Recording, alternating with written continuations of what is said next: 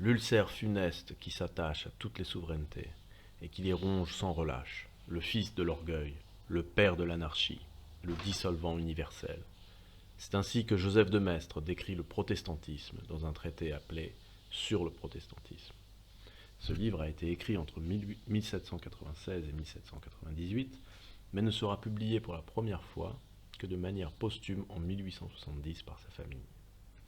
Bien que cet écrit ne fasse pas partie des œuvres maîtresses de Joseph de Maistre, il est néanmoins très intéressant de voir l'évolution de sa pensée, lui qui, lors de sa période franc-maçonne d'avant la Révolution, déclarait qu'il fallait réunir toutes les sectes chrétiennes.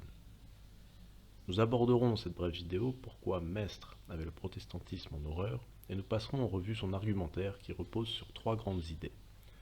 La première étant que le protestantisme est une hérésie civile et doctrinale, la deuxième étant que les protestants ont mérité leur sort et doivent être traités durement, et le troisième, que le protestantisme est négateur et rebelle par essence. Premier point, une hérésie civile et doctrinale. Le libre examen. Le libre examen marque la révolte de la raison individuelle contre la raison générale.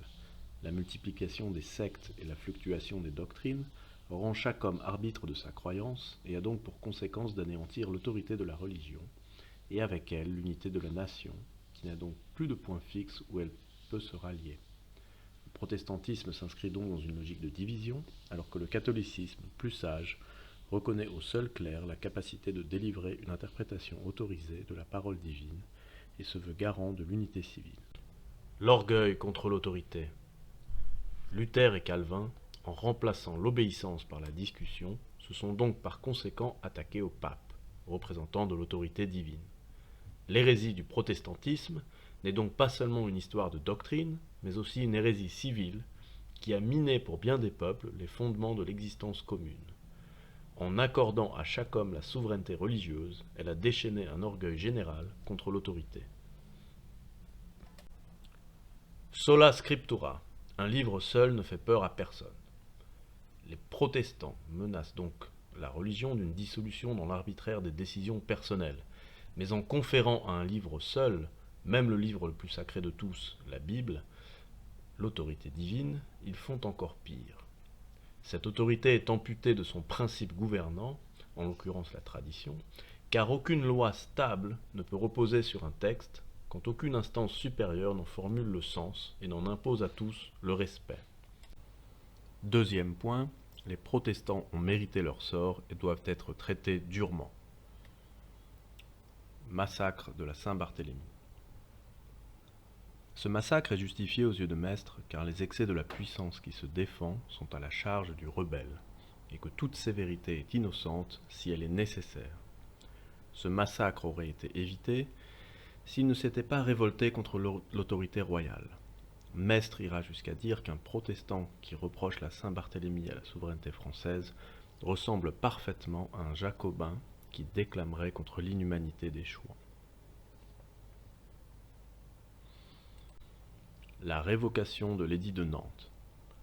La révocation de l'édit de Nantes était pour Maistre une sage mesure, conséquence de l'instinct royal de Louis XIV. La mansuétude mène à la mort. Il en veut, en revanche, à Louis XVI d'avoir été trop conciliant avec les protestants. Après avoir rendu tous les droits de cité à ces derniers, le roi a payé de sa vie sa bonté funeste. Un des plus grands traîtres à Louis XVI était un calviniste forcené connu sous le nom de Rabot Saint-Étienne. Il lui est arrivé de louer Louis XVI au Parlement, ce qui ne l'empêcha pas de fièrement voter pour son exécution par la suite. Troisième point, le protestantisme est essentiellement négateur et rebelle. Le protestantisme est encore plus mauvais que des mauvaises religions.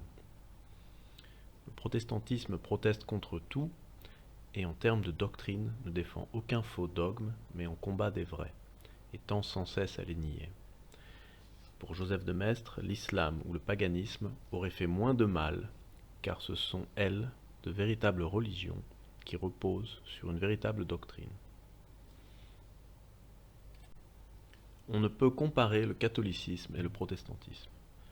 Le catholicisme et le protestantisme ne peuvent être mis sur le même plan. Il n'y a pas de commune mesure entre la religion que Dieu a donné aux hommes par le truchement de son Fils incarné, et sa négation inspirée par un esprit de division proprement diabolique. Le protestantisme ne dérange pas le pouvoir révolutionnaire. En 3 siècles, aucun écrivain protestant n'a pris la plume pour défendre la royauté, et les jacobins n'ont jamais eu le protestantisme dans leur viseur. Le protestantisme n'a jamais fait peur à Robespierre. Le protestantisme fait couler le sang. Le protestantisme est né les armes à la main et n'a généré que révolte à réprimer ou guerre sanglante pour asseoir sa domination. En vrac, la guerre de 30 ans en Allemagne, la guerre des paysans en Alsace-Lorraine, la guerre de 80 ans entre les Pays-Bas et l'Espagne, les guerres de religion en France, le meurtre de Charles Ier, d'Henri III, d'Henri IV, de Marie Stuart, et j'en passe. Conclusion. Le protestantisme pour maître est en lien avec tout ce qui a conduit à la Révolution, le jansénisme, le gallicanisme et le philosophisme. Avec un peu plus de 2 siècles de recul, il est difficile de ne pas lui donner raison. Le protestantisme est, je cite, le grand ennemi de l'Europe qu'il importe d'étouffer par tous les moyens qui ne sont pas des crimes.